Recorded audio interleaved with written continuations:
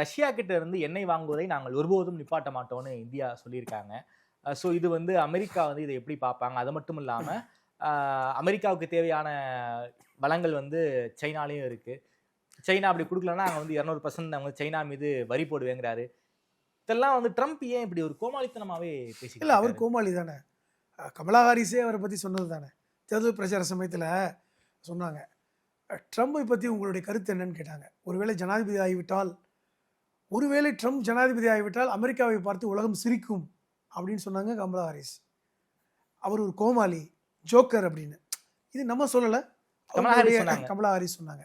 இப்போ நீங்க கேட்டீங்க 200% சைனா, அதை பத்தி சைனா கவலைப்படலை. ஏன்னா ஏற்கனவே அவங்க மீது வந்து பொருளாதார தடை இருக்கு. நம்ம ஏன் இப்படி ஒரு மாற்றம் ஸ்ட்ராங்கான முடிவு எடுத்தோம்னா, இப்போ ட்ரம்ப் புட்டின் பேச்சுவார்த்தைக்கு முன்பாக நம்ம கொஞ்சம் யோசிச்சோம்.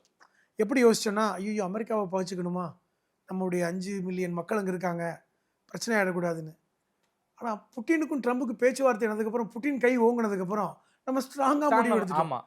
அட போங்கப்பா, புட்டின்கிட்ட மண்டிக்கிட்டு போய் விட்டார் ட்ரம்ப்னு முடிவுக்கு வந்துட்டு ஜெய்சங்கர் அவர்களே இப்போ ரஷ்யாவுக்கு போயிட்டு வந்ததுக்கப்புறம் நாங்கள் வந்து இப்படி தான் இருக்க போகிறோம். அதை விட முக்கியமாக பாரத பிரதமர் மோடியும் புட்டினும் சந்தித்த அந்த பேச்சு இன்னும் சமூக வலைத்தளத்தில் இருக்குது. அதில் பிரதமர் பேசின அந்த பேச்சு எப்படி வருதுன்னா, நாங்கள் ரஷ்யாவிடம் எண்ணெய் வாங்குவதால் தான் இந்தியாவில் இருக்கின்ற சாமானியன் இன்னும் 1 லிட்டர் 100 ரூபாய்க்கு வாங்க முடியுது.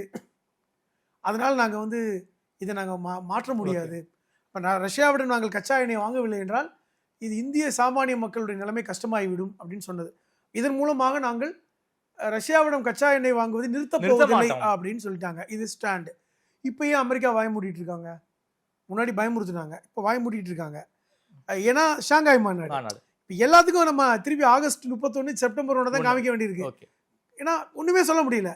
இந்த மாநாடு முடிஞ்சதுக்கப்புறம் நீங்கள் ட்ரம்புடைய இன்னொரு முகத்தை பார்க்க வேண்டிய சூழல் நமக்கு ஏற்படும். ஏன்னா எப்படி பேசியிருக்காங்க, என்ன மாதிரியான முடிவு, இப்போ எல்லாமே இந்த ஷாங்காய் மாநாட்டிற்காக முடிவுக்காக உலகமே காத்திருக்கிறது என்பதுதான் நம்ம சொல்கின்ற செய்தி.